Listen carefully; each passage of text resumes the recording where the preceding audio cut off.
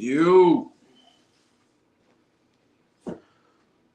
You. What's going on, people? What's going on? We back. As always. We back as always, my people. What's going on? I'm gonna wait a little bit, see who we get in the building. But we definitely here. Definitely here, bro. Definitely in the building. First person in the building, like always, my guy Notes. Shout out to Notes. Stop Motion MMA in the building. We in here. Let me make sure my audio correct. We in here. Let me make sure my audio correct. All right, everything cool. Everything cool. Shout out to Mazuma Nation. Shout out to the Mazuma Mob. We in the building, man. Check out the merch. I just dropped 2 new designs. If y'all haven't heard already, go check it out, man.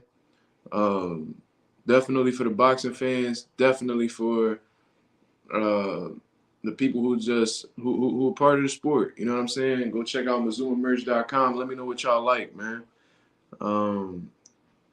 Even we'll take some type of constructive criticism. 100% of the designs are made by me. I put my blood, sweat, and tears into that merch, man. So if y'all guys could support it, I appreciate it. It's all love, you know what I mean? Got my Pivot Boxing Academy shirt on. You know what I'm saying? That's the gym that we represent, baby. You know what I mean? Showing extra love today. The gym that's helping me perfect my craft. You know what I'm saying? Shout out to Pivot Boxing Academy. Me and my pop gym out in North Philly, man. 2807 North 6th Street, Philadelphia, PA 19133. You know what I'm saying? We in the building for sure. Just finished watching that Shakur interview, Mark. Oh, I had seen it. I had watched like the very beginning of it, but I didn't even get to finish watching it, man. I was on the road. You know what I'm saying? I was caught up in the gym, then I drove straight home. You know what I'm saying? So yeah, I wasn't able to watch it. Was anything interesting said in that interview, or is just like regular Shakur? I rep Mazuma Nation. That's my set.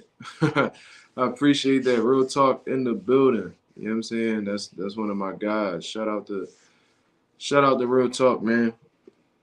There's a few things that I want to get into today that I seen while I was on YouTube just checking shit out.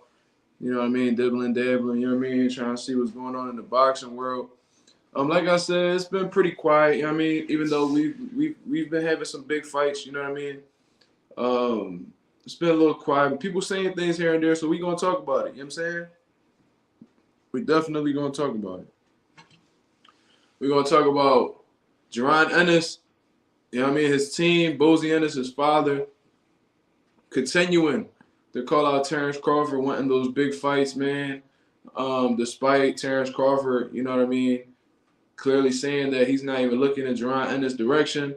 They're persistent on calling him out and wanting that fight. You know what I'm saying? We also going to talk about Subro Matias going up against Ergashev. That's a great fight. You know what I'm saying? Great fight. It went to a purse bid, and TGB ended up winning the auction. You know what I'm saying? So that's dope.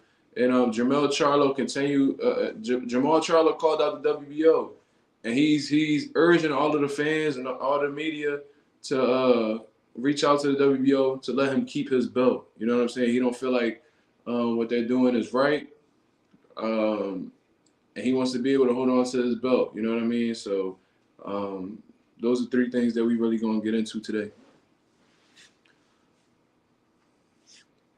Regular Shakur shit, but he called out Tank saying he think Tank gonna be the one to sign the contract, and when he do, he will as well. Yeah, that's what he been saying though. So that's definitely regular Shakur shit. I was really looking for if he said anything new, because in all honesty, a lot of his interviews are pretty repetitive. Shakur is a confident dude. He wants to fight the best. That's real clear. You know what I'm saying? He got no problem speaking on anybody or saying that he want. Never heard that man say he don't want to fight somebody. He always down to fight the top guys, and he really want to talk. You know what I mean? He really want to fight. He'll talk that talk, and he'll walk that walk. It's clear. So I I might not even watch the interview if it's just the regular stuff he been saying. Thurman went to sleep crying. No, another day passed without any bud. Vacate news. He would try. Vacate news. He would try again tomorrow. Nah, bro. You can tell he waiting for that shit.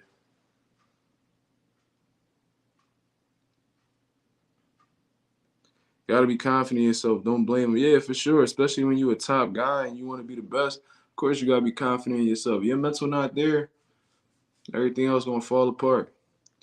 Timmy Chips Jr. in the building. He said had to come show some love, yo. I shared a video for whomever checks out the Reddit page. I'm tired as fuck, so I'm gonna watch the whole ish back in the morning. Keep doing you, yo. I appreciate you, Timmy. Thank you, man. Thank you. I really appreciate that. You know what I'm saying? Damn, my video's getting on Reddit, huh? That's dope, man. I must be doing something right. I really appreciate you showing love and trying to get my name out there, man. Shit like that, I don't forget, man. I can reassure you that. Christian Cruz in the building. What's up? Hope you're doing well. I am doing well. Thank you, man. Everything's going well. Everything's moving. Working hard. You know what I mean? Making sure my son's okay and things along those lines. You know what I mean? Balancing a lot of things, but we getting it done. You know what I mean? No doubt. Peace, God. Nah, for real. Peace, man. Take care of yourself. Hopefully I see you on another one of these lives, man. I appreciate you going out your way to get my videos out there. Thank you. Love, for sure. So, all right. I really can't stand Thurman, bro. I like AJ more low-key. Nah, bro. Yeah, Thurman definitely up there with the biggest cornballs in boxing. Real shit, like, them dudes are really real-life corny. Matter of fact, they both cornballs. Yeah, they definitely cornballs, but, I mean, if AJ take the Wilder fight, then he definitely less of a cornball than Keith Thurman is, you know what I'm saying? But let's get into it, man. Let's talk. I want to hear you guys' opinions on this because a lot of times people got this type of preconceived notion of me that I just come on here to speak my opinion. I don't really care about anybody else's, which I don't know why. I guess that just be the trolls talking in the comments. But I genuinely care to have this dialogue with the people because I want to know exactly what y'all thinking. You know what I mean? Y'all opinion counts just as much as mine. Y'all supporting my channel. You know what I mean? And y'all making sure that my name getting out there. And of course, I'm going to care about your opinion. You guys are supporting me. So the least I can do is hear y'all out, whether I agree or disagree with you. You know what I mean? So he said, glad your son straight, Mark. Yeah, appreciate you, homie. This motherfucker is back. Yo, this nigga's like this nigga like a roach or something, bro. Y'all niggas ever had like a roach outside or some shit?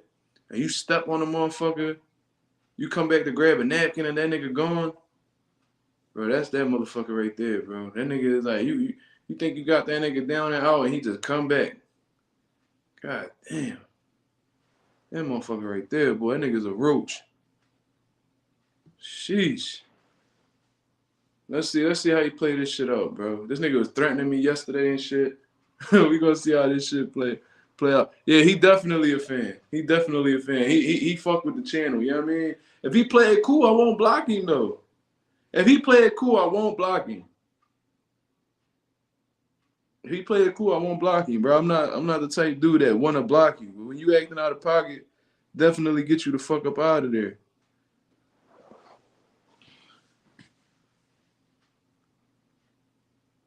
Then just trying to say what's up, Zoom. I'm a fan on the channel, but don't ignore what you was doing, my nigga. You can stay if you keep it cool. You know what I mean? But you know what I mean?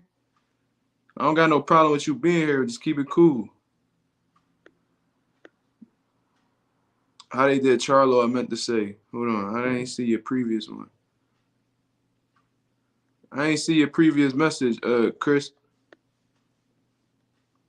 But we definitely gonna get into that regardless. You know what I'm saying? Yeah.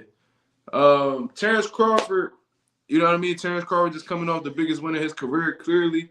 You know what I'm saying? Just got a good win over Earl Spence Jr. Just became two-time undisputed champion of the world, man. 2 different weight classes. Overall 3 weight class world champion, as we all know. He's on a high right now. This man is going on every platform, getting interviews done. Really taking advantage of the moment right now where he's the man of the hour and he's like really getting his story out there. just marketing himself more and really starting to become a big name in the not just boxing world, but in the world of sports in general. You know what I'm saying? Um, yeah. The way Charlo and Sha'Carri are treated by media is messed up. But you know what they both got in common, bro? They both black athletes that like to, you know what I mean, move at this beat of their own drum. So when you're a black athlete and you go about things your way, you face a lot of heavy criticism, especially from the media. Muhammad Ali stood for a bigger cause. You know what I'm saying? He stood for a cause. He was outspoken. He stood on his square, and they hated him for it. You know what I mean? Jack Johnson, he moved however he wanted to move. Despite how great he was, they hated him for it. Floyd Mayweather, the same thing. You know what I mean? Despite whether you agree with them or disagree with them, they moved in a way that they felt was best, and they hated him for it. You know what I mean? Even Allen Iverson in his heyday, like he's a move however he wanted to move. He'll ball his ass off, and they still wasn't happy with it. So it is what it is. The boxer update. Do you box? Do you want to find out? Would you like to find out, my brother? To answer your question, yeah, I did. Yeah, I did box. I did. I do come from a boxing background. I ended up developing a chronic illness in my early 20s it's called ulcerative colitis. It's a chronic illness that doesn't have a cure. I'm currently in remission right now, so everything is well. But despite being in remission, they still would not allow me to box. So unfortunately, I wouldn't be licensed to box anywhere because of the severity of my illness. So I took it upon myself to stay in the game, um, and start managing fighters, pro and amateur. You know what I mean? I'm a co-owner of a boxing gym in North Philadelphia, and everything's successful. You know what I mean? So that's my story. You know what I mean? Not everybody really know that, but a lot of people ask me if I come from boxing. Yes, I do come from boxing. And I did very well until, you know what I mean, things took an unfortunate turn. But God worked in mysterious ways because that situation really made me realize what my true calling was.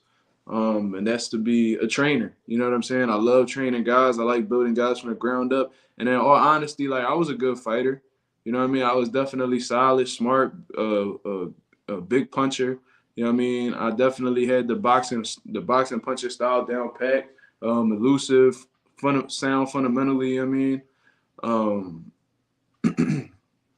you know what I mean? That's why I like Mikey Garcia so much, and me and him had a lot of similarities in terms of our style. But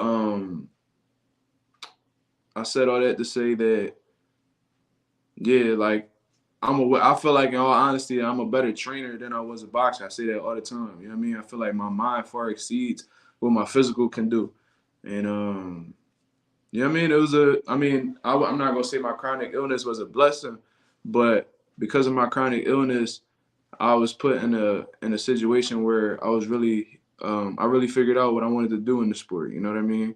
Loved fighting, but I love the training aspect a lot more. I love teaching people more. You know what I mean? It's a dope thing to do in my opinion.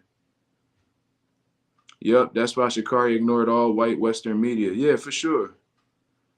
Jaron is a beast too. Absolutely, that kid's a special fighter. That's why I already read that. This dude made 9 accounts. Get him out of here. I'm gonna give him a chance. You know what I mean? Just the good part of me. I'm just letting. I'm gonna see how he play it out. You know what I'm saying? But this is gonna be his last opportunity because he talked crazy this time. I'm just gonna block every account, even if he come in cool the next time. Damn, I remember you said that before. I'm glad you're still involved in Zoom real shit. Yeah, I'm glad too. Cause in all honesty, bro, I was depressed for a long time because of that situation. I literally was doing well, going about things normally, and I just woke up and my body wasn't the same, bro. No warning signs, anything. I just woke up and my body completely changed. My body started to break down. I went from being able to do 6 to 8 rounds of sparring, uh, clear to struggling to get 1 or 2 rounds out of the way. You know what I mean?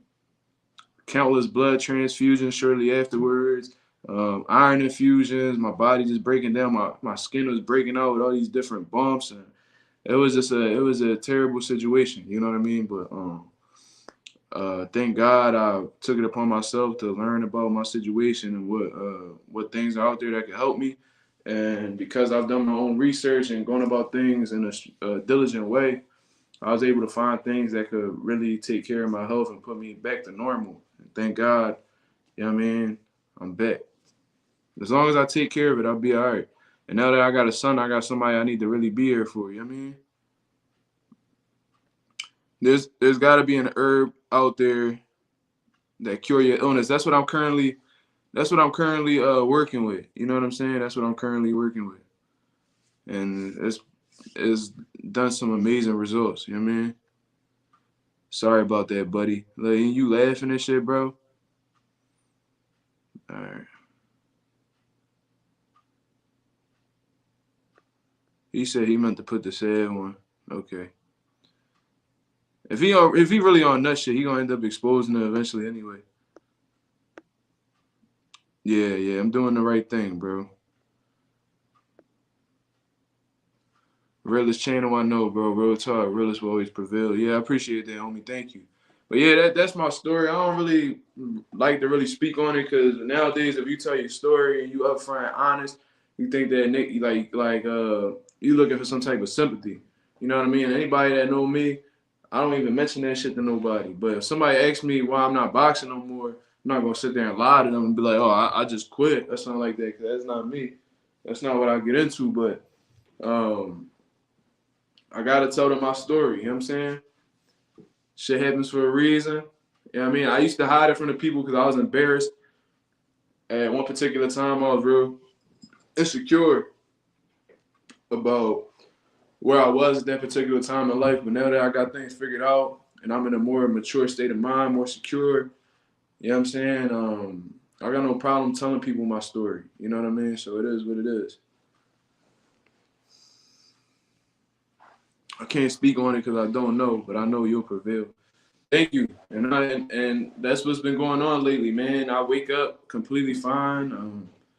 My blood work comes back great a lot of the times. I just have to stay disciplined and stay on the road of just being consistent and staying on top of my, you know what I mean, my supplements and stuff like that. And I'm completely fine. You know what I mean? Because what happens is when you feel like you good, because I be having to learn shit the hard way sometimes. I could be so hard headed. Um, I'll be like, man, I don't need that shit no more. I'm good. And then like your body starts telling you like, oh, you know what I'm saying? Like, you think you done with this whole process. It's like, all right, now we're gonna show you. And you know what I mean, I've been having to learn shit the hard way, so I gotta get right back into the routine. But I just learned to just completely stay on the track at all times, you know what I mean? Stay ready so you don't have to get ready, you know what I mean? That's what I've been doing. Staying ready. Major setback for a major comeback. Yeah. My comeback was coming back as a trainer, you know what I mean?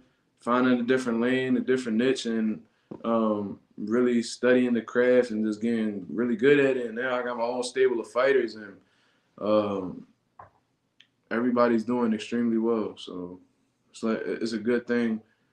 It's good to know that you're doing a good thing. You know what I'm saying? A good deed, and that you're actually starting to excel at your craft, especially when you care about it.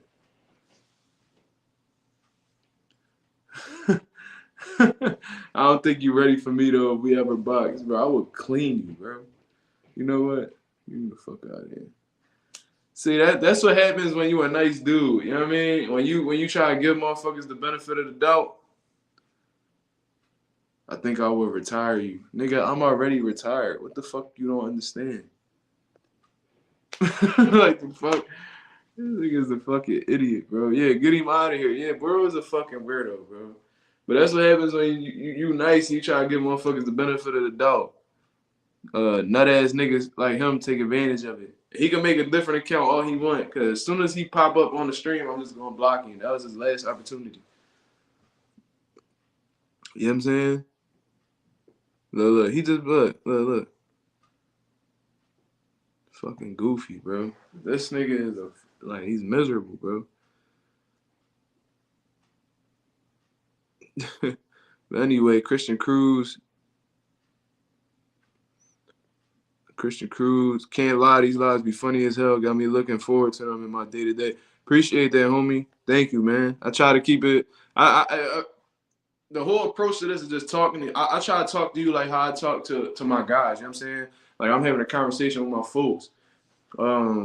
And people seem to like it, man. They stay on consistently throughout the entire live. I would go live for 2 hours, and I would still maintain the same amount of views consistently throughout the entire live. So let me know I'm doing something right. So I appreciate that. Thank you.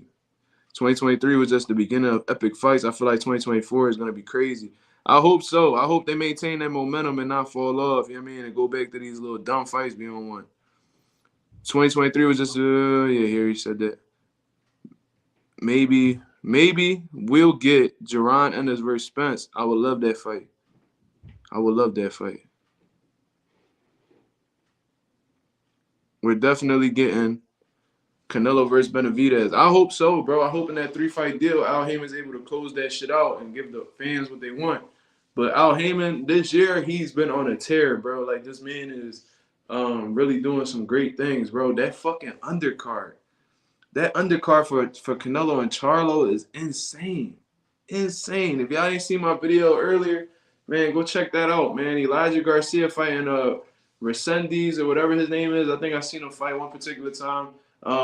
That's a winnable fight for Elijah Garcia for real, but I like how they fast tracking him. I mean, I see how they fast tracking him. I like that they giving that young kid the exposure. You know what I'm saying? He's been fighting consistently. You know what I mean? I seen him fight on Showbox. He's been doing well, and they're giving him an opportunity to shine, and he's taking advantage of it. So salute to that man. You know what I mean? I wish the best for him. And like I said, if anybody knows Elijah Garcia, I would love to sit down and do an interview with that kid just to get to know him more, because I feel like I don't know enough. I feel like he's real low key, laid back. I don't even follow him on social media. I definitely gotta go do that. But I would like to get to know the kid more. You know what I mean? And show him to the world. That'd be dope. Hold on. Let me get to this. I know that depression sucked, Mazuma, because it be days when you think it's over. Yeah, it was a lot of doubts in my mind, a lot of questions that I felt like I was never going to get the answer to. But, I mean, I continue taking steps forward. You know what I mean? And then they say there's always a light at the end of the tunnel, bro. That's a real thing, man, because shit definitely dark. You may not see what's ahead of you, but as long as you can see them steps that you take and moving forward, you'll be completely fine, man. And that's real talk. Great card, Al Heyman, the real deal, bro. Al Heyman been the real deal, so I'm not surprised. We were just waiting for the moment. You know what I mean? Can't wait to see David Benavidez beat Canelo. I hope he does, man. That'd be sensational, bro. That'd be like the passing of the torch for the next big Mexican champ. That'd be incredible, man. That'd be extremely incredible. Al Heyman goated, making the big fights people want to see. Exactly. I think that was the man that stopped Jerry Hurd. You know what I mean? So that's a big fight. That's a big fight. I just peeped you and Atifo Burleson, homies. That's what's up. Mazuma starting to make it. Nah, bro. He used to train with us, bro. He used to train under Coach Sharon Baker, and my dad was his advisor. I still believe my dad got an advisory deal with Atifo Burleson, but he's no longer at our gym. But it's still all. I mean, it's all positive. You know what I mean? He got things going on that he's attending to right now. I think he's actually nursing an injury as of right now. From the last time I heard, but hopefully he's doing well. And just because he's not with us no more, my stance has not changed. I think that kid is extremely special, talented, and he has all the potential to be the next big star in boxing. He definitely could be a future world champion as long as he keeps his head down and keeps working. You know what I mean? So shout out to Atif. It's all love, even though we don't really speak how we used to. It's all love, man. I don't got nothing negative to say about him at all. I was just happy that I was able to experience that ride that we went on. You know what I mean? That's all I can really say. Mazuma spitting. I appreciate that. But all right, I caught up with y'all comments. So let's get back to the talk. You know what I'm saying? Terence Crawford, obviously. Hold on, y'all. I'm trying to keep up with y'all. Then future world champ for sure. Philly the truth. No doubt. Virgil, we're going to meet one day, but it's going to be all the way at the top. Ortiz is a clown. Yeah, bro. I mean, he got his own. hearing about his health issue triggered me in a way, bro. So I'm gonna just refrain from talking about him. But he's a talented dude. But I just think that he just got people whispering in his ear that probably making him doubt himself going into big fights like Jaron, Ennis, and stuff like that. The check got me cracking up with the quotes. Yeah, bro, they be bitten, bro. Fucking real talk is you know, he be talking his talk. Jay Cash be talking that shit too, and Notes. He had health issues, yeah, bro. That's why he had to pull out of them couple fights that he had against Stanionis. He got some type of disease that releases protein into his body, and it like essentially just breaks his body down, bro. It wears away at his muscles and shit like that, and that usually happens from like working too hard, like training too hard. You know what I mean? Like excessive training where your body's not really resting. And from what I heard Virgil Ortiz say that he spars every day. You know what I mean? So if you're incorporating strength and conditioning with the sparring day, if you're incorporating long road work with sparring every day, you know what I'm saying? And you're not taking any rest, shit like that is bound to happen, especially when you're simultaneously cutting a big amount of weight. Virgil's a big kid. So he's probably cutting 25 to 30 pounds in one camp, and then you're not allowing your body no time to rest. That's the kind of shit that happens. You know what I mean? So maybe moving up to 154, he won't cut as much, and maybe he won't really listen to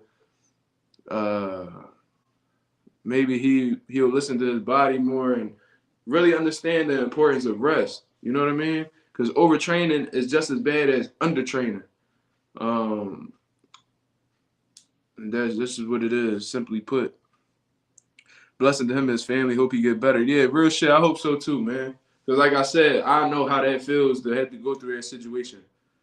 I hope he's not in a situation where he got to hang up the gloves because he can't overcome some obstacles. You know what I mean? But Jaron Ennis, Bozy Ennis, they staying on Terence Crawford top, man. They really want that fight.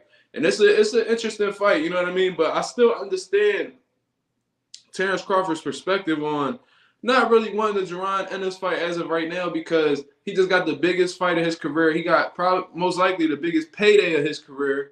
So now it's like, man, I'm trying to keep this shit going. I want to keep understand that he don't got much. He doesn't have much time left considering his age. He's about to turn 36 years old. So with that being understood, it's like he's trying to maximize this high in his career right now by getting the biggest fights. So the biggest fights, obviously, he's obviously now entertaining the Canelo fight at 168. He's entertaining the Jermell Charlo fight. And what they all have in common is that they're big money fights and they're extremely meaningful fights that can make him 3-time undisputed world champion in 3 different weight classes and just being overall 4-division world champion.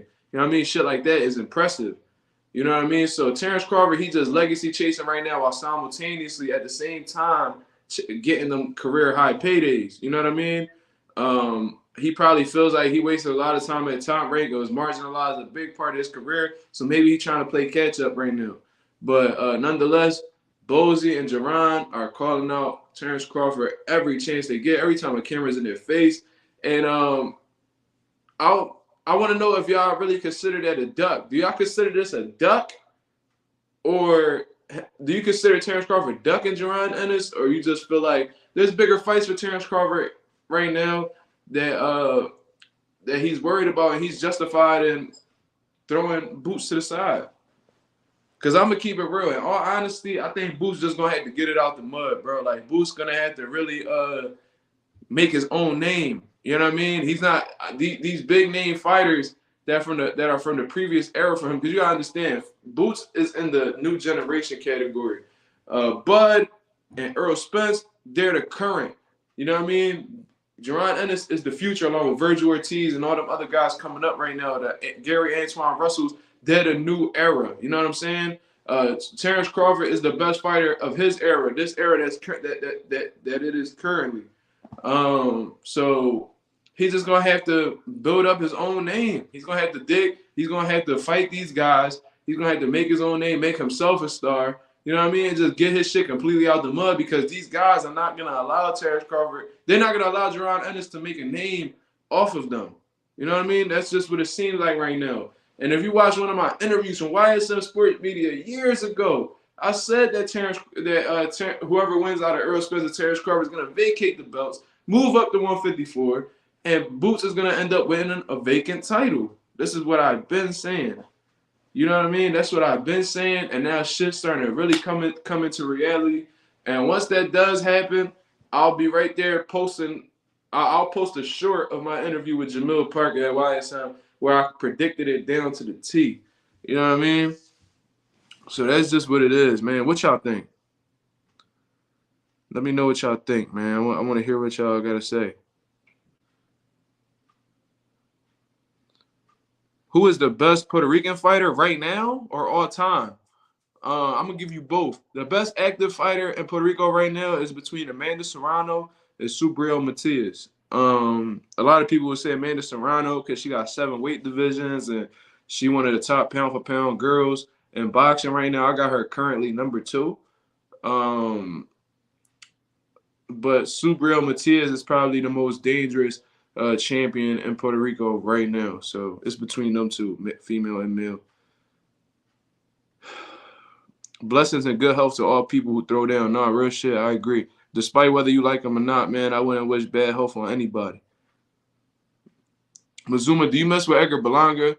He from, I'm assuming you meant the right BK. We might not like him, but he's definitely the biggest PR star who actually sells. I think that's by default, man. I think that he's the biggest PR star because the champions that are currently from PR aren't like big draws or like they haven't really proved anything to show that they're pay-per-view stars or anything like that. I think that a lot of Edgar Berlanga's attention just comes off of the connections that he has and the people he knows, like the Fat Joe, the Lil Waynes of the world and shit like that. He know all these big time jewelers and stuff like that, so he's well connected, no doubt. But I'm not really a big fan of Edgar Berlanga. I think he's extremely limited, and I think that he's overrated. I think that he gets a lot of props for being a fighter who hasn't really accomplished anything. You know what I'm saying? That's just what I personally think. But, I mean, he could prove me wrong. But as of right now, I'm not too big on Edgar Berlanga. I think he's extremely overrated, especially when it comes to Puerto Rican fighters.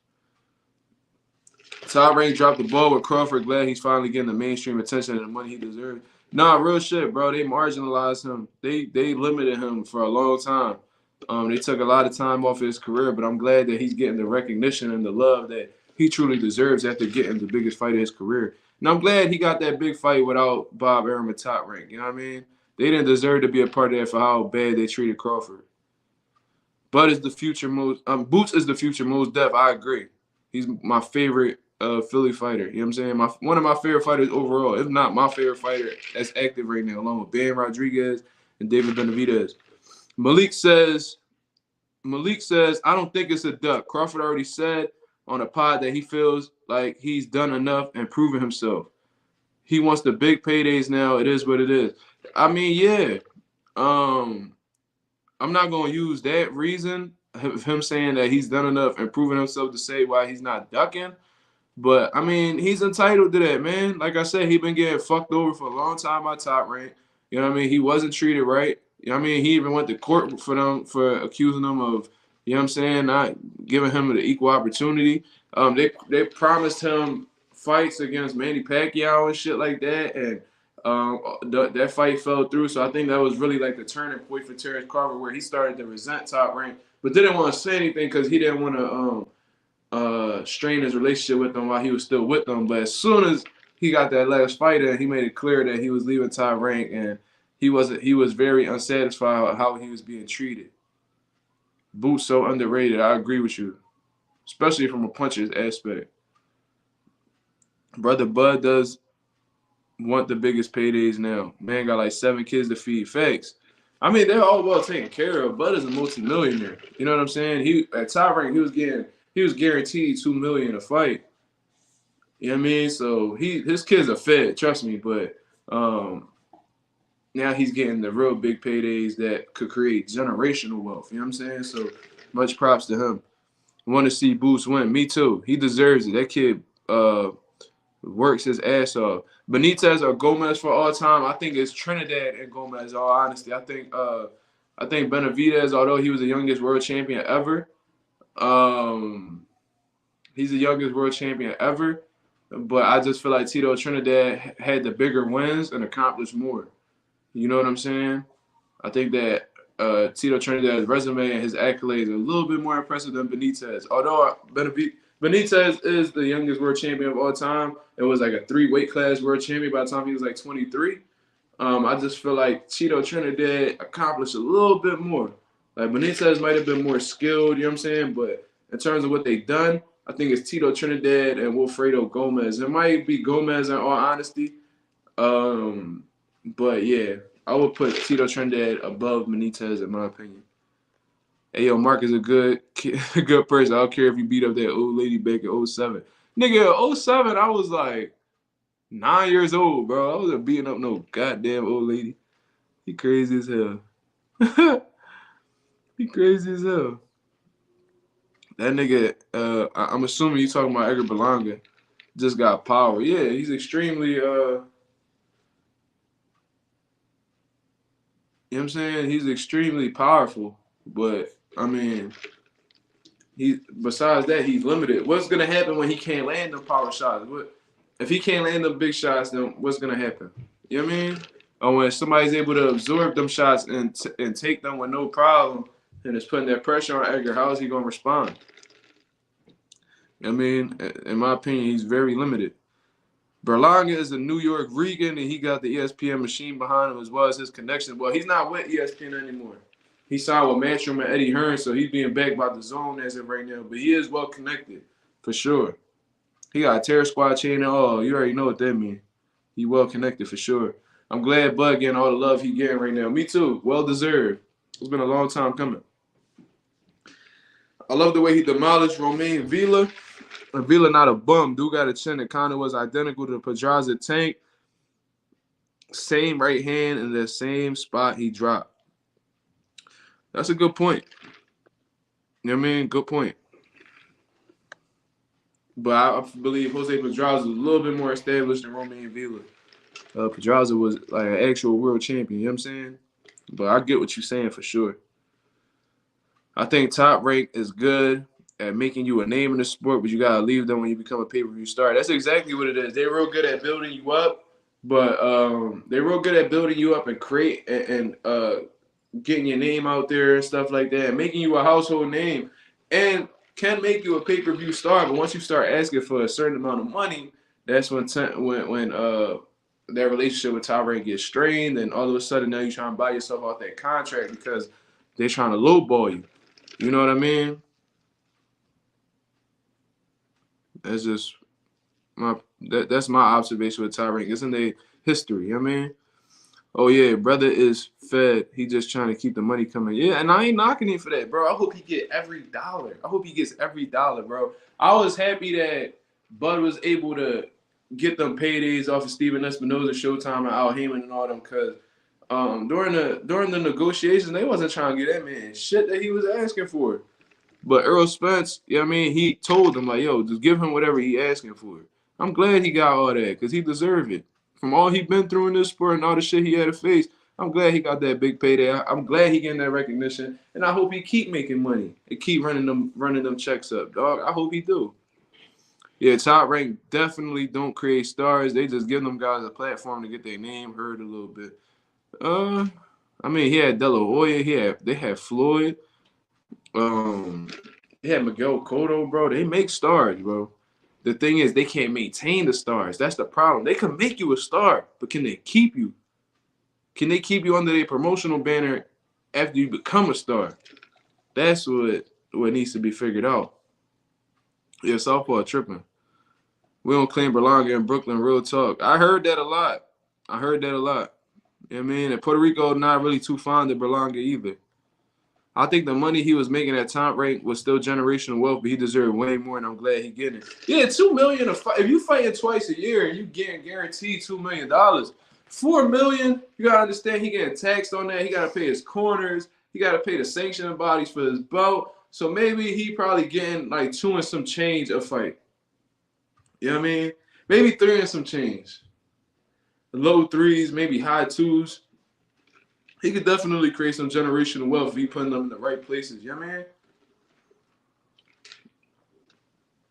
But that money that he really getting, that check he just got out there Earl Spence fight, he never gonna look at $2 million again. I tell you that shit. He never gonna look at. He gonna look at like $2 million like it's just like some coins now. Guarantee you that. You know what I mean? But the next thing I really wanted to touch on. The next thing I really wanted to touch on was Matias-Ergashev. I don't know if you guys are familiar with Ergashev at all. He's real popular in his country. I think he got over 1 million followers on Instagram and shit like that. They're going to a purse bid. Matias and Ergashev been talking shit back and forth to each other for a little while. And for what I was understanding, the Ergashev fight had fell off of Matias at one particular time. That's why Matias was supposed to fight Sergey Limpinets. You know what I mean? That was the fight that I believe was going to happen. But apparently, Matias and Ergashev, I think Ergashev became the mandatory for his IBF belt. So they ended up going to a purse bid because they couldn't agree on something. TGB Promotions won the purse bid for, I believe, $510,000. And apparently it's going to be a 70-30 split in Matias' favor, from what I read on Boxing Scene. You know what I mean? Shout out to Boxing Scene for the article keeping me informed. And that's a great stylistic fight. You know what I mean? Yeah, Bud definitely looking at that $2 million. Like, man, get that. Man, somebody come to the table with that shit. He be like, bro, you fucking serious? He said, bro, that could be a deposit for the motherfucking fight. You got me fucked up. He probably slap a nigga. Somebody offer him $2 million now. You know, he feeling himself now at that negotiation table. You know what I mean? What y'all got? You know what I'm saying? Probably need to give him $2 million to give him his attention. For him to come to the table, you probably got to pay him $2 million now. But Subriel Matias versus Ergashev, it's a great fight stylistically, man. Both of these guys are extremely aggressive, come forward, big punchers, rough, you know what I'm saying, dogs. So if these guys are able to come to an agreement and actually fight and come up, you know what I mean? Once they had a purse bid, it's like really no going back. That's definitely gonna fight. But I've seen Ergashev fight some guy that I'm real cool with. His name is Mike Fox. Mike Fox, tall, southpaw, 147 dude. He probably like 6'4", southpaw at 147. And I believe he fought Ergashev at 140. I think it was a showbox fight. And Ergashev was able to win that fight, was extremely aggressive and in great shape, man, great conditioning, come forward. And Subriel, you already know what type time he on, bro. It's not no question how he gonna come forward. He gonna come forward. He gonna come up with that high guard, and he gonna put the pressure on you. So both of these guys are not looking to take a back step at all. They're gonna be throwing bombs, and whoever's the most durable, you know what I'm saying, and lands the cleanest shot is gonna come out on top. Subriel Matias went up against Jeremiah Ponce and got a 5th round stoppage. And no full 5 rounds was a banger the whole time. You know what I'm saying? But Subriel Matias' chin, his durability, his conditioning, and his will to win, his aggressiveness, his volume is dangerous to deal with, man. He's dangerous for anybody in the division. I feel like that's a big reason why these guys that are coming up to 140 or are currently champions at 140 won't even bring up the guy's name. You know what I mean? So that's something that I observe, you know what I mean, that I've been seeing. And that's a great fight to be made, man. If you guys aren't familiar with Ergashev, bro, go look into his fights, man. He's an exciting fighter. Matias is an exciting fighter.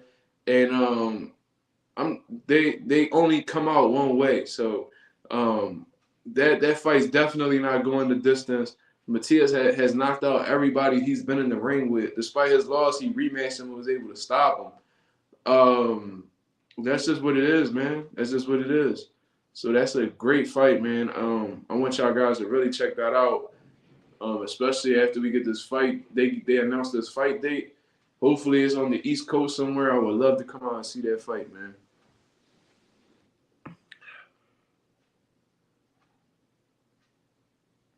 Let's see what y'all talking about. Mazuma, who do you think wins, Rolly or Linares? I think they're in negotiation. If it doesn't fall through, then he's facing on Harvard Davis mandatory. Well, I thought they wasn't looking in. I I heard that the WBA was really pressed on him fighting O'Hara, and they don't want him to fight nobody else. But if that's the case, if he really fighting Jorge Linares, I'm assuming that fight's gonna be at 140. I honestly think that Jorge Linares is a shell of himself, man. He's a big puncher, fast hands, experience, but also has a lot of miles. He has some good pop, so he could possibly get Rolly's respect or possibly hurt him. And he definitely has the power to knock Rolly out. But the problem is his durability isn't the best. You know what I mean? I've seen Linares quit on several occasions and not keep fighting. You know what I mean? He's been knocked out in the majority of his losses, and Rolly's a big puncher, man. So if Rolly is aggressive and he's himself and isn't afraid to take chances like his previous fight, then he could possibly knock Linares out. And for what I understand, I think that they actually sparred each other at one particular time. Or I don't know if that was Gamboa or fucking Linares that he was sparring with, but he said he had stopped him earlier sparring. So these guys, you know what I mean? That's a okay fight, but I don't think Linares is really worthy of a title shot at 140. I think there's plenty of guys at 140 right now that's more deserved than Linares. But I mean, they got some history, they got a beef or whatever, so might be a good build-up. Who knows?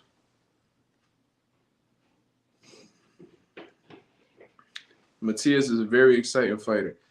Bro, he's one of the most exciting guys in boxing right now. Like, if you like come forward, sluggers, brawlers, that put everything on the line every time they step into the ring, man, Matias is the one, man. All his fights are exciting. Every single one. That dude is just, his will is different. His power is different. His pressure is different, man. He's a very excited fighter. He's one of the most excited fighters in the world of boxing right now, for sure. Linares is gonna fight Jack Catterall. Really? I didn't hear that at all, bro. But I mean, if that's the case, you know what I mean, that's a good opportunity for Jack Catterall to be the former world champion. I think Linares got belts in like 4 different divisions, bro. So best of luck to Jack, man. He didn't get his he didn't truly get what he deserved, which was that win over Josh Taylor. But as long as he stay consistent, he'll be granted other opportunities now that he's known for that fight. And beating Linares will definitely add some fuel to the fire in terms of like his stock in the game. You know what I mean?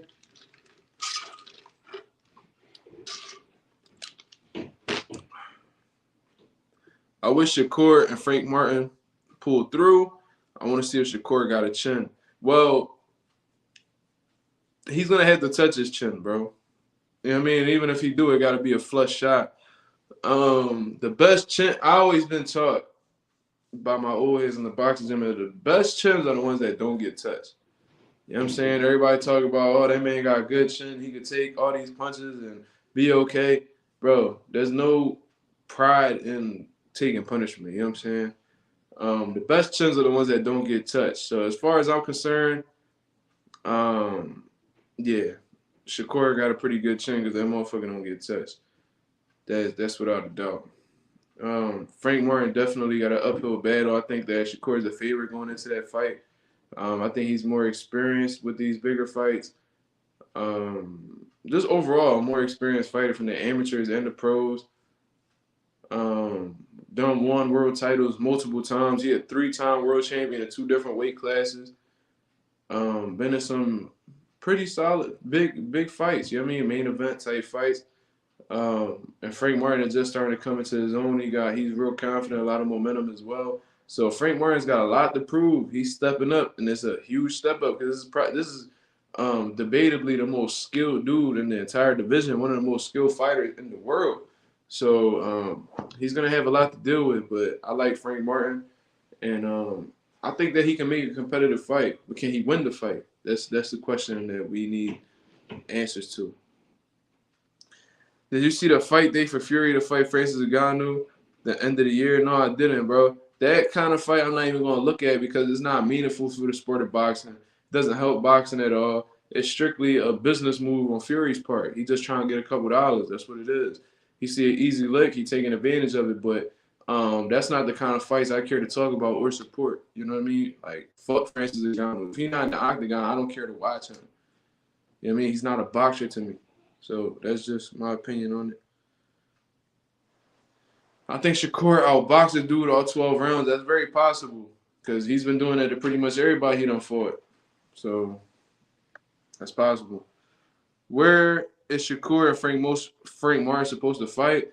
I have no information on that, bro. I don't even think the fight's official yet. So the fight's not official. I doubt they have an actual location. Yeah, I hate the crossover fights, to be honest. That shit is clownery. Hey, that's just the move right now, man. People about their money. They see it as an easy lick, bro. You gotta think from their perspective, though. It's like, although whether it's right or wrong in your head, they like, man, I could fight an MMA dude who's never boxed before for this amount of money. This money is more money than I could get to fight an actual boxer. Yeah, I'm gonna do that, and they'll do it for 50 mil, however much Tyson Fury's getting. It's a big money fight to go up against a guy. It's high reward, low risk. You know what I'm saying? It's strictly a business move, man. And a lot of fighters end up doing it eventually. Floyd done did it all the time. So I don't really see no different in Tyson Fury doing it. But the problem is that he had a chance to be undisputed, but he chose a money fight over a legacy fight. That's what a lot of boxing fans are struggling to deal with Tyson Fury right now. That's why a lot of fans are disappointed, upset, you know what I mean, with Tyson Fury. Mazuma, did you see that KSI press conference? Shit was lit. I know you're not in that YouTube space, but that shit was lit. No, I saw it, bro. I seen that shit. That shit was all over my social media. With John Fury kicking and flipping tables and fucking Logan Paul throwing a cake at Dylan. Dylan talking about his wife and all. It was just a bunch of crazy shit, bro. A lot of crazy shit was going on. That shit was definitely lit, though. I love press conferences like that. Bro, I fucking hate the press conferences where they just talk, they just sit around and just be like, oh, what are you expecting fight night? Fireworks. Fireworks. It's an exciting fight, man. Thank God for this opportunity. And, yeah, man, you know, I'm going to go home and pet my dog after this. And hopefully my coffee will be hot and ready for me on the table. Along with, bro, don't nobody give a fuck about none of that, bro. Like, is y'all niggas going to talk shit? Like, what y'all doing, bro? Like, what y'all doing, bro? Like, yo, Don King, that man used to wave them little flags up there. They used to be talking that shit. Press conferences is to really get fans excited. You know what I'm saying? Like, these dudes be up here just having, like, fucking monologues and shit. They come up there with their letters and be, when people ask what Showtime does in boxing, look no further. This is one of the best fights in boxing. You know, I was told once as a baby, man, if the deer crosses over the lake, then maybe it was because he jumped high. And, you know, that really carried over with me throughout life. I'm like, bro, shut the fuck up, bro. Don't nobody give a fuck about none of that. Is niggas talking shit or not? Because if this is not, like, an entertaining, like, time for me, bro, I don't give a fuck. I'm not going to watch it. You know what I'm saying? Yeah, bro. Yeah, that's another thing. They be like, hold on. He said, J. Cash just made a good point.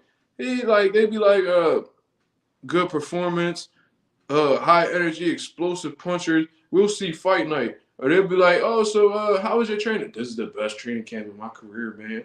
Yo, I swear, man, I ran 8 miles. I did a few sprints. I sparred 20 rounds afterwards, man. I'm in the best shape of my life. As soon as they get their ass whooped, camp didn't really go too good, man. You know, I hurt my wrist and, you know, I felt dehydrated.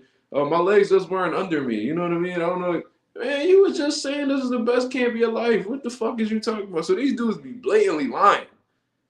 You know what I'm saying? So that shit just be blowing my motherfucking mind, bro. I don't be knowing what be going on with these dudes. You know what I'm saying? This should be insane. Fireworks. Should be burning me out, bro. Tommy Fury said his job is to get these YouTube niggas out of the way, so I don't got a problem with it.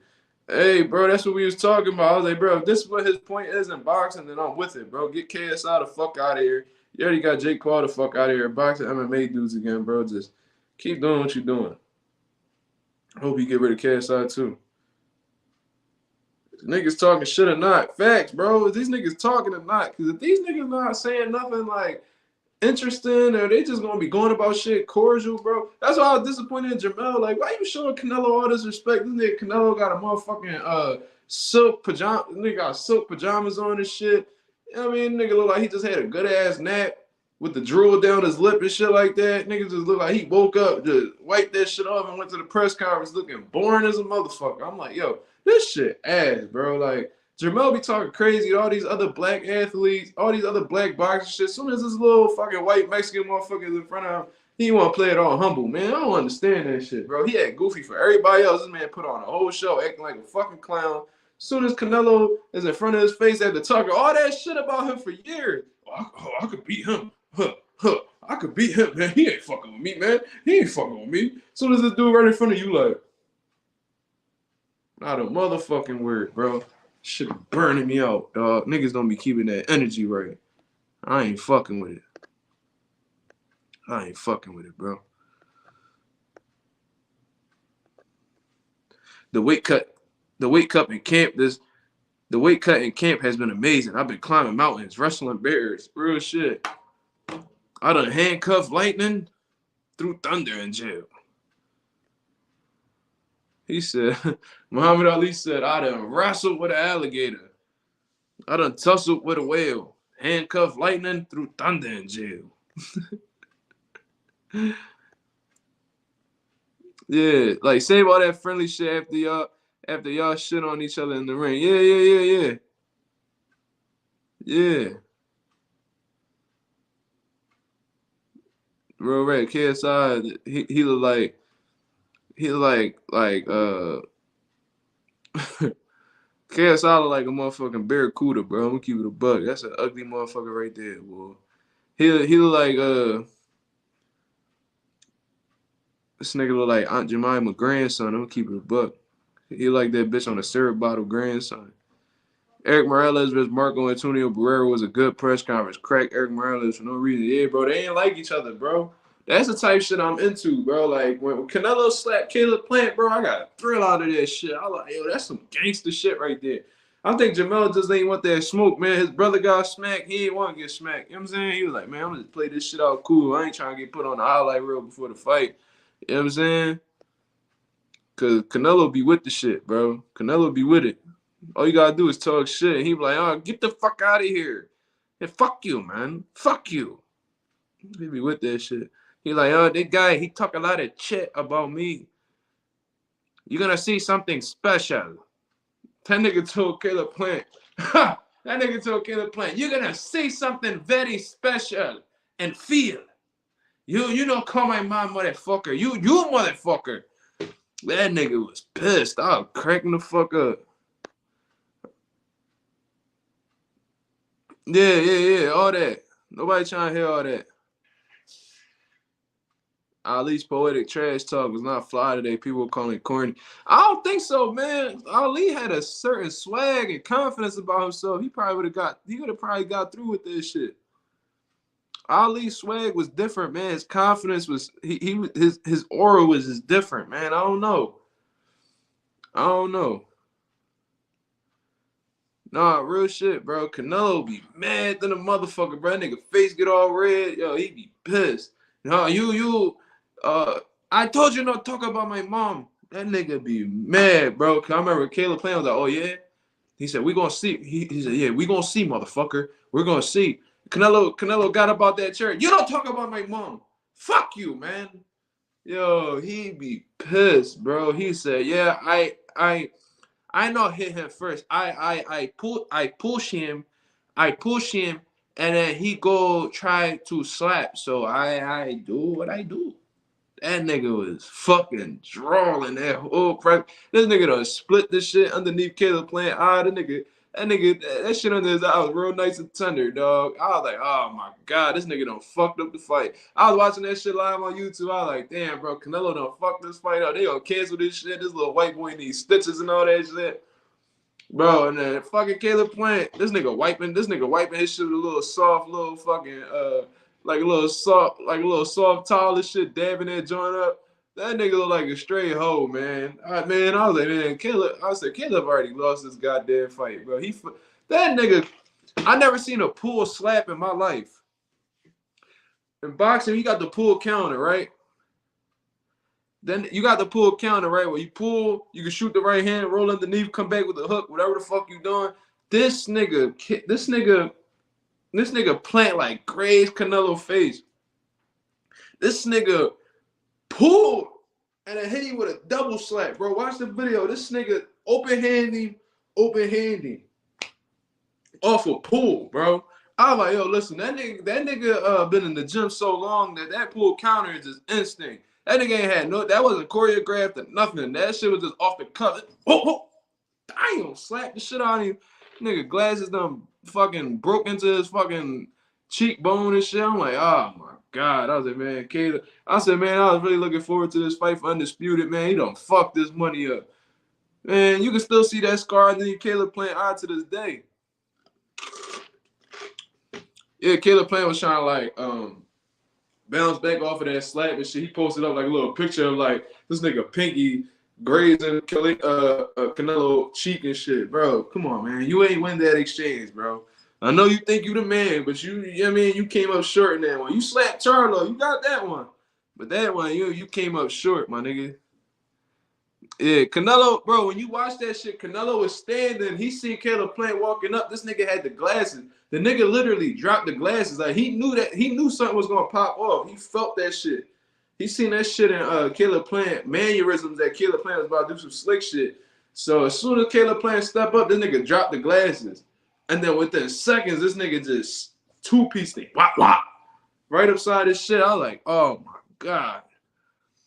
Man, I said all that to say I want to see shit like that at the press conference. I want to see motherfuckers pushing each other. When Rolly got pushed off the stage and shit, I was with all that, bro. I'm with the ignorant shit, bro. I'm with all that. I'm with all that ghetto. You know what I'm saying? I'm with all that ghetto fighting outside the ring type shit, bro. I'm with all that. When I think Larry Holmes ran on top of like the hood of a car and jumped on top of a fighter, bro. I'm with all that shit. Yeah, let's do it. As long as the niggas don't get hurt and the fight get canceled, bro, I'm with all that. When Mike Tyson ran up on Lennox and they was rumbling in the middle of the stage, I'm with all that, bro. That shit is lit to me. Fuck it. Like when them niggas when they was just rumbling at that boat dock, man, I wish I was there. Shit, I'd have been over there fucking tombstone power driving motherfuckers out there, bro. Niggas would have had they shit split. Niggas would have needed staples in their head. Fuck you talking about? Caleb ain't do nothing. He tried. He tried to slap Canelo. That shit ain't work out though. Ever since Caleb got his eye cut by Canelo, he vowed to never take that shit again. Nah, for real. He was like, man, this shit, nigga, you pull my beard. Nigga just hit him all palm. Right across the shit. I'm like, damn. That nigga hit with a pull counter slap. Nah, real shit. Caleb went to sleep, man. As fuck that day. Yeah, real shit. That nigga had one of those frustration tears. You know what I'm saying? You know, when you was a kid, you know, you having trouble controlling your breathing. That nigga Canelo. Caleb was saying the N-word. No, that nigga Canelo. That nigga done slapped me in front of my wife. That nigga was mad than a motherfucker. That nigga was mad as shit. No, real shit. Yo. Do you still fight the 175 prospect? His name is Atif. Nah, he's no longer with us, but I'm still rooting for that man, bro. He definitely a future world champion. As long as he, you know what I'm saying, keep his shit together. Yeah. We don't got time for that cordial shit, my nigga. We don't got time for all that. Nah, real shit though, man. I'm with all that ignorant shit, bro. I'm with all that ignorant shit. That shit lit to me. Ignorant shit, bro. I'm with all that ignorant shit. My bad. I'm clicking my own video and shit. But the last thing I'm gonna talk about if I can get off on here, man, yeah, it's definitely frustration tears. Like when you was a little kid, your fist is balled up. That's the type of shit Caleb Plant was on. I knew he was. That nigga had his wife rubbing his neck and shit. That nigga was just sitting. That nigga was just leaned over on the couch like this fucking redhead motherfucker. This fucking redhead motherfucker. This motherfucker just slapped me. How dare he slap Sweet Hands? Like that nigga was mad as shit. That boy was pissed, boy. He was about to say some real racist shit at that press conference. I already know. He was like, that nigga was mad as shit with that cut. He was like, you're a fucking cheater. You're and nigga started calling it. He started the trainer don't even speak English. Nigga, you were talking about you a fat motherfucker, man. So now what? Yeah, I called you fat. What you gonna do? Like, nigga, they already did something to you. The fuck? Clean that blood up that's dripping out your eye, nigga. Fuck you talking about? You got dry blood on your cheekbone, nigga. Stop talking shit. Tommy Fury says after he beat Jake and now after he beats KSI, he ends YouTube boxing. Yeah, bro, get him all the fuck out of here, bro. We don't need him. You know, I've been saying this too. You know when that YouTube boxing shit gonna stop? When one of them YouTube niggas die in that ring, bro.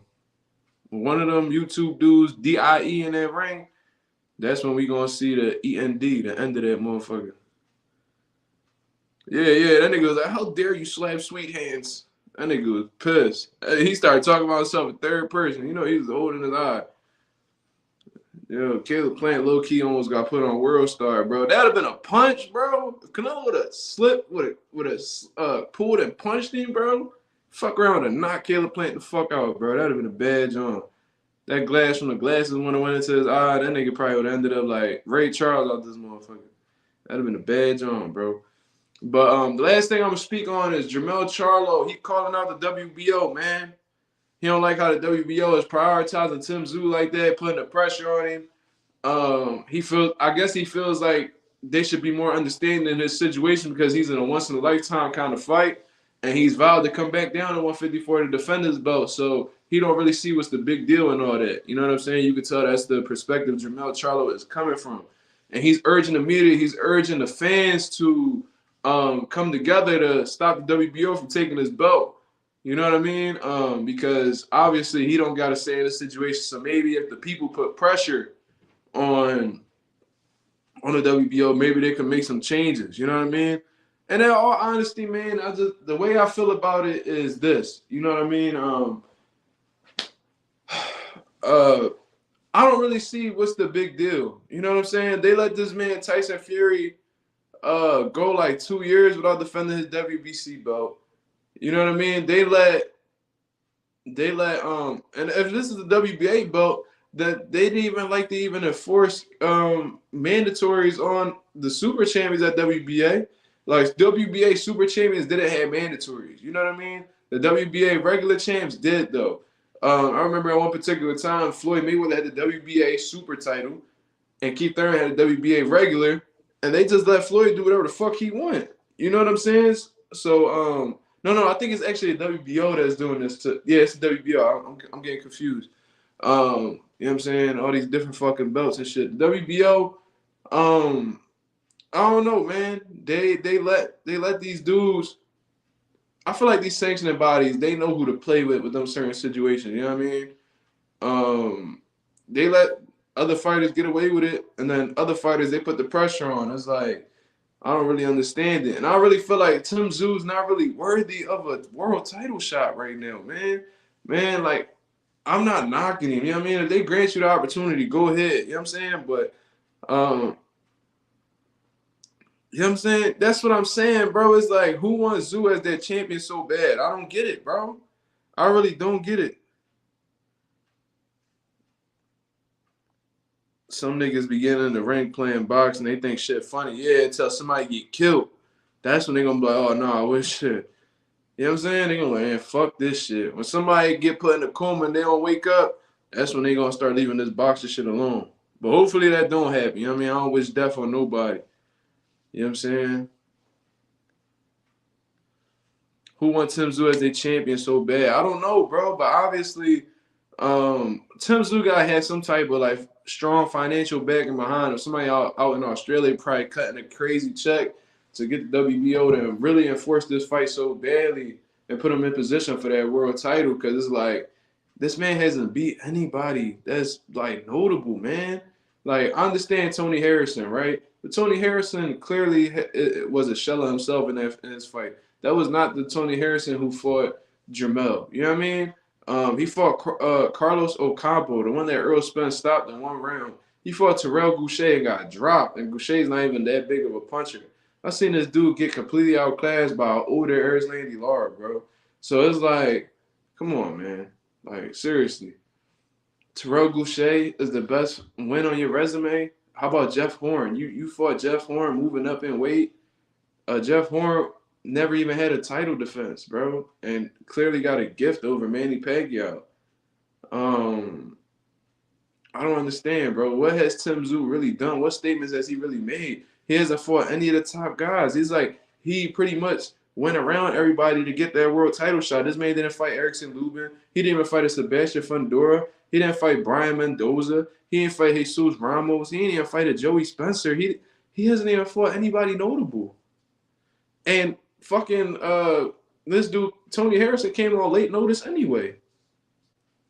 So it's like, why is it such a big deal that this dude gets a shot at the WBO title? I don't understand. Is it because he's the son of a legend? I don't know what it is, man. But regardless, bro, Charlo is asking for us, me and you. He's asking for the media. He's asking for anybody who's listening to call the WBO and make them reverse their decision to strip him. And I'm with it, bro. I'm with it. I honestly feel like Tim Tszyu gotta, you know what I mean? He gotta do more, man.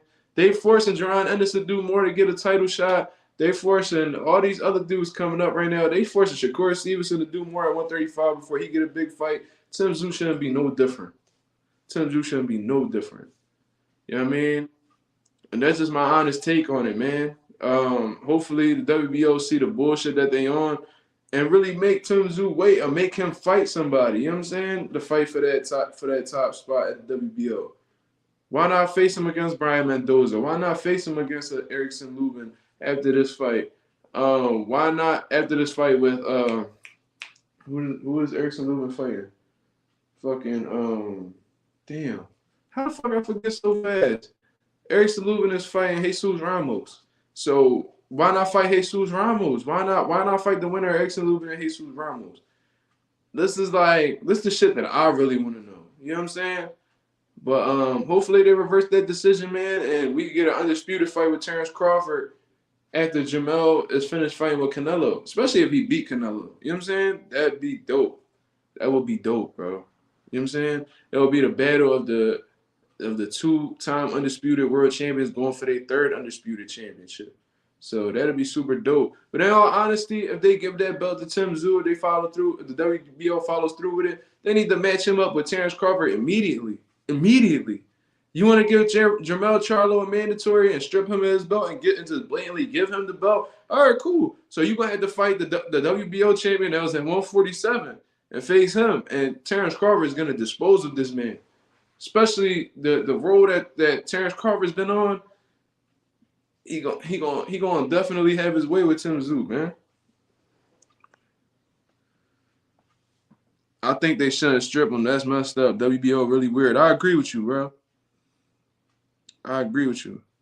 He not holding that belt long. I agree. I don't think he is neither. Unless he just fight the right people. Unless he keep that belt held hostage in Australia like Kell Brook. When Kell Brook got that IBF title off Sean Porter, that man went to the UK and held that motherfucker hostage for as long as he can until Earl went knocking on his door. You know what I mean? Hopefully he don't do that. Don't nobody in America like Tim. Why they trying to boost him? I don't know, bro. He not even known in the States, bro. People don't really know him like that. They don't know him like that, bro. They only started really recognizing him because they was attaching his name to Jermell Charlo. And he's supposed to fight Jermell Charlo. You know what I mean? He's not known at all, bro. I don't know about Australia, but over here, we don't give a fuck about Tim Tszyu. Trust me. They be acting like Mel not gonna come back. He daring to be great. They think Mel gonna leave for good. Yeah, I can see why they'll probably think that. If he beats Canelo, they probably might offer him a big bag to stay at 168. You know what I mean? So that might be like a solid reason. Never really even I didn't think about that too much.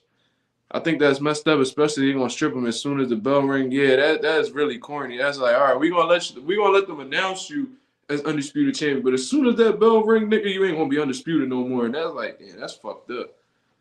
You know what I mean? The winner of Benavidez Andrade will be Canelo third fight on PBC. I hope that's the case.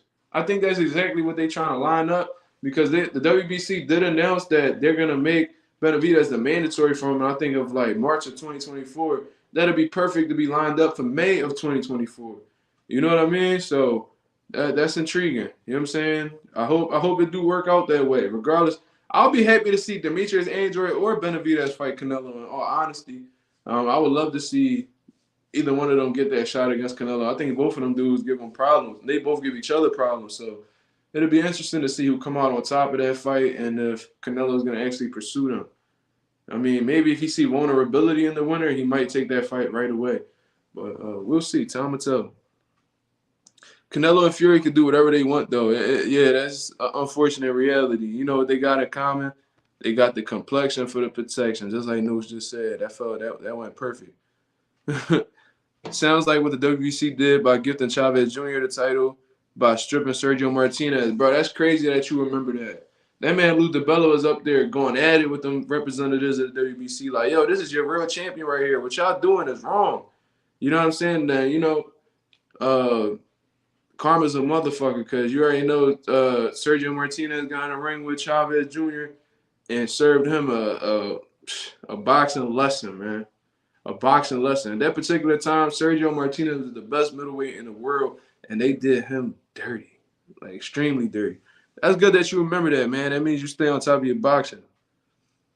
Do you think Cool Boy Steph could beat Inoue at 126? I think he needs to get a couple fights at 126 and show that he's worthy of getting that rematch against Inoue and trying to get that rematch. You know what I mean? I think he's skilled enough to beat just about anybody, but I think Inoue's just on a different type of time right now, man. That kid's a special talent.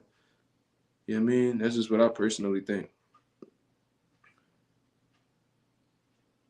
Oh, you didn't know that? You didn't know that fighters got to pay for belts? Yeah, it's usually 2%. It's usually 2%. What Andre Ward exposed recently is that you can negotiate your sanctioning fees. A lot of fighters don't know that. They just think that it's a 2% flat fee, but it's negotiable. You know what I mean? So essentially, if you're an undisputed champion, you're paying 8% of your check to to these sanctioning bodies, which is crazy to me, but you know, it is what it is. Bud will smoke up under 6 rounds. I'm assuming you're talking about Tim Tszyu, but yeah, facts. What is even relevant in Australia overall? I'm quite confused. Yeah, I don't know. It's a whole different world down there. I don't know, but they definitely got a big fan base over there because that man Kambosos was selling out them arenas in Australia like easily, and he's not even a big name over here. So maybe the world's just different over there. I heard like Nayu and Inoue is like fucking Michael Jordan in Japan. So you know what I mean? They might be real big draws where they from. Who knows? Thoughts on the middleweight division today? It's definitely slow right now. I mean, they got some good dudes. I mean, they got the Brock. What the fuck? The dude that just beat Julian Williams. He just beat J Rock. They got him. They got Junebek. They got some solid names, but it's like no stars really in the middleweight division right now. Yeah, I mean Jamal Charlo is probably the most notable name in the division, but you know he's been dealing with his issues. He's just starting to get back into training. He's been battling a lot of things. Even turned down the Canelo fight. You know what I mean? So yeah, definitely middleweight's definitely stuck in the mud right now, but hopefully they could get things popping. You know what I mean? Because at one particular time the middleweight division was stacked. So we'll see. You know what I'm saying? We'll see. Boxing gonna give the UFC more money ideas with these sanctioning fees. I'm surprised they ain't implemented that yet. Yeah, me too. But yeah, Carlos Adames. Yeah, Adames. Yep. I think they called him the Bronco or some shit. But yeah, they can have him. They got Junior Beck. They got a few other dudes. They got Elijah Garcia that's on the come up right now. So we'll see. We'll see.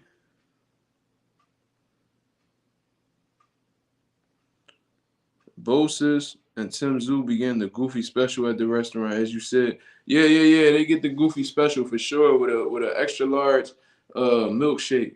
You know what I'm saying? You know what I mean?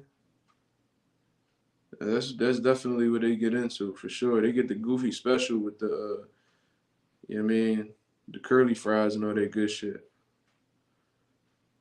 Cambosos is a fucking lame, bro. I can't stand that nigga, man. Shakur calls Kambosos soft and terrible for boxing. I mean, Kambosos' mindset is definitely terrible for boxing. Feeling like he's above certain fighters and feeling like, you know what I mean, he too big to do certain things. It's like that Keith Thurman syndrome that Kambosos is on right now. You know what I mean? Yo, Mark, it's hypocritical, but what you think serves boxing better? One promotional company for all boxers or one sanctioning body with one champ per division? Bro, it's one sanctioning body with one champ per division. That I think that's clearly the answer. I think that serves boxing better because, in all honesty, it's gonna force these dudes to want to fight each other. You know what I'm saying? Because if you got 4 belts in a division, right?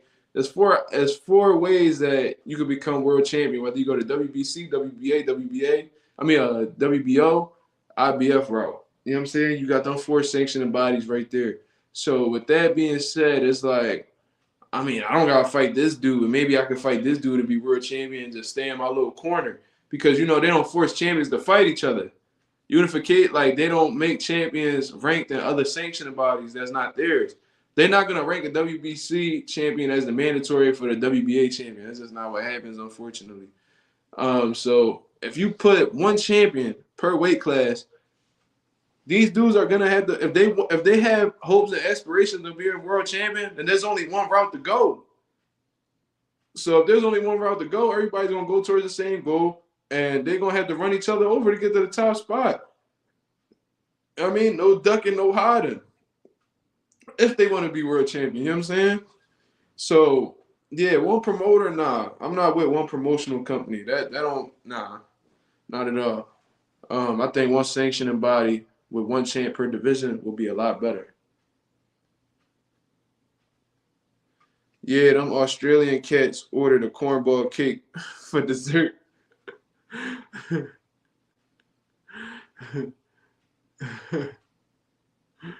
That's funny as shit. That's funny. Them niggas get the goofy guac. You know what I'm saying? With the clown chips. Fucking goofies. Boss is always laughing. He thinks shit funny. Yeah, until somebody fucking Caleb plant his ass and hit him with a leaping slap. XL milkshake. Yeah, yeah. Yeah, with the whipped cream on top. Yeah, yeah, yeah. Yeah, his little goofy ass. You know what I mean? Boss is he a clown, bro. He look like he look like that. No, I ain't gonna say that. It's fucked up.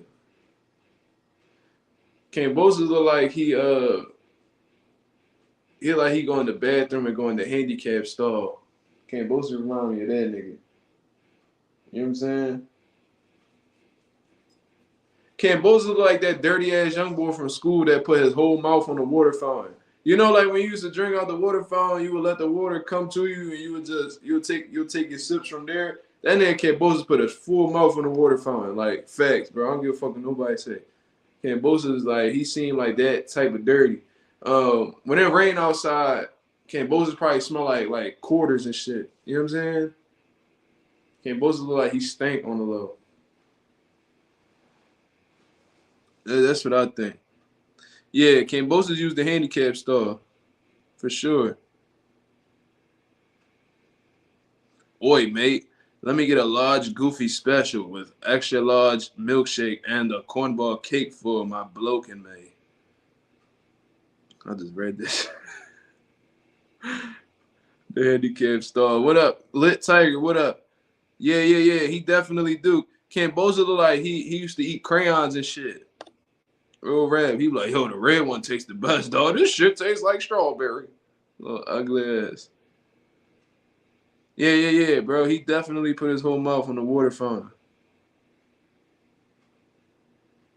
Yeah, yeah, yeah. He used to be like, oh, I guess we got blueberry today and just bite into a blue crayon and shit.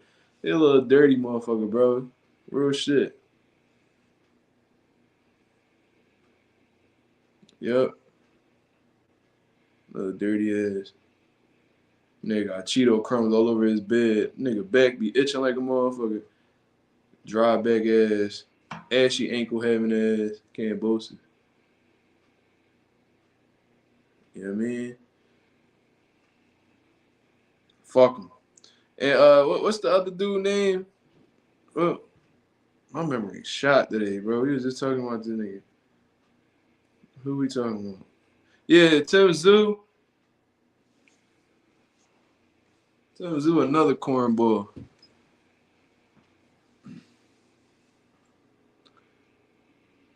Yeah, Tim Zoo definitely.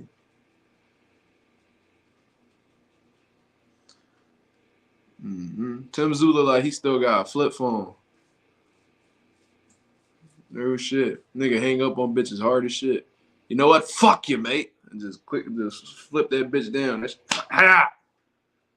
Jaron. Fuck Tim Zoo. Little ugly ass. He look like he still got a Boost Mobile. He still look like he got one of them bitches that chirp. She be like, yo, where you at, nigga? I'm trying to holler at you, nigga. Where you at? I'm right here, nigga. You at the gym later? Like one of them type niggas. You hear me now? Yeah. He got that cricket flip phone with the 2 megabyte camera on that motherfucker. Everything blurry as shit on his phone. Old ass, no kid. Yeah. I seen that nigga at a press conference one time. That nigga pulled out a sidekick. I just seen the whole phone flip. That shit did a 360. I was like, what the fuck? I'm typing an email, mate. Do your mind bloke? I was like, yo, listen, bro. Do whatever the fuck you want, bro. It is what it is. 50 Cent gonna walk Charlo out September 30th. That'd be fucking.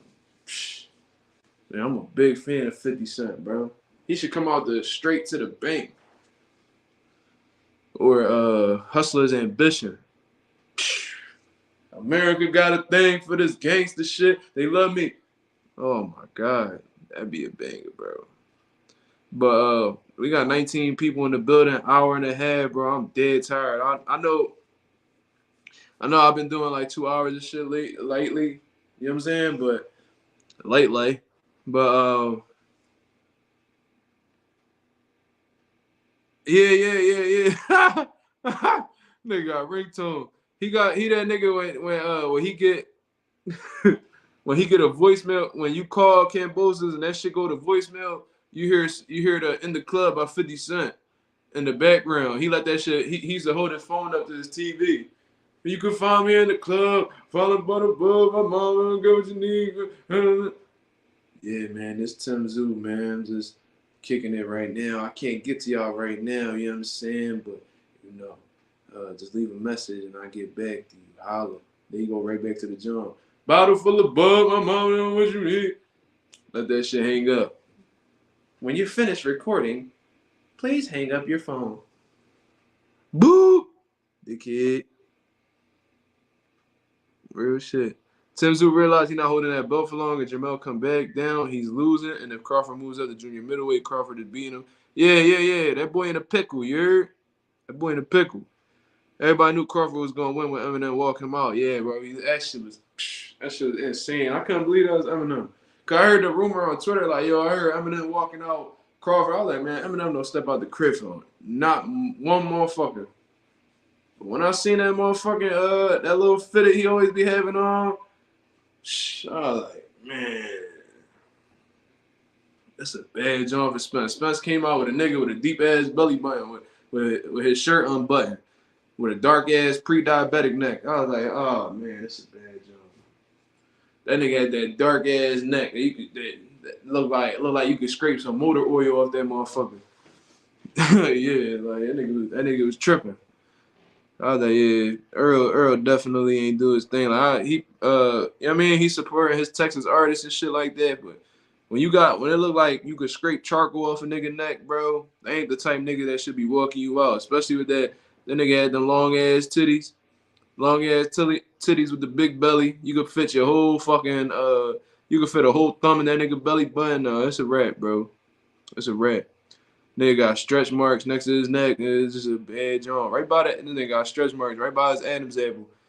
You know what I mean? Got 500 pound, 600 pound my 600 pound life ass niggas singing. Yeah, I mean, you know that nigga had trouble walking down to the ring and yelling on the microphone at the same time. I don't even know why you do some shit like that. That nigga wildin'. Yeah, he wildin'.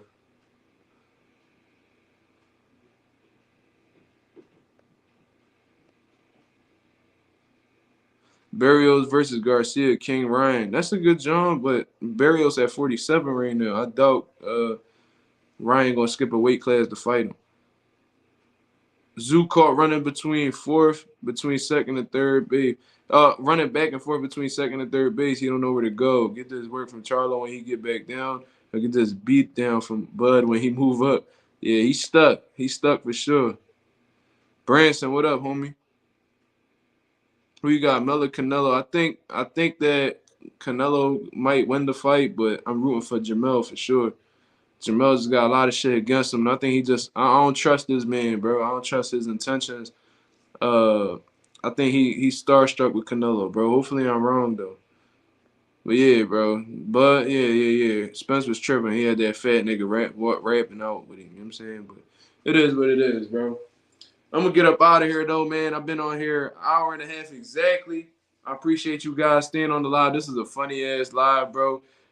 Definitely gonna be on tomorrow around the same time. We definitely gonna chop it up. We gonna keep the jokes coming. We gonna keep the real boxing talk coming. We gonna keep the good conversations coming. I appreciate everybody that came on. Shout out to Branson. Shout out to J Cash, Stop Motion MMA, Raul Reyes, Notes, J Cash. You know what I'm saying? Notes again. Obama, shout out to Ralph. You know what I mean? Lorenzo. Shout out to everybody that came through showing love. Real talk. Uh J Cash again, Lit Tiger. Shout out to everybody who came through and was showing love, man. Salute. Rhonda, of course. Branson, y'all appreciate you, homie. He said great live. Thank you, man. If you guys want to donate to keep the channel up and running, man, donate cash at #Mark Mazuma altogether, MarkMazuma. Check out the merch, MazumaMerch.com, MazumaMerch.com, bro. Merch for the boxing fan, merch for the people who's actually in the sport of boxing, man. You guys will like it, I guarantee you. Salute to everybody. I'll be coming out with a video early tomorrow morning. Then shortly afterwards, I will be coming out with, later in the nighttime, I will be coming out with a live. So salute to everybody, man. I'm about to go check in on my son, get some rest, and get ready for work tomorrow, man. So appreciate you guys. Much love. Shout out to Mazuma Nation. Shout out to the Mazuma Mob. We in the building, but we out of here, man. Peace.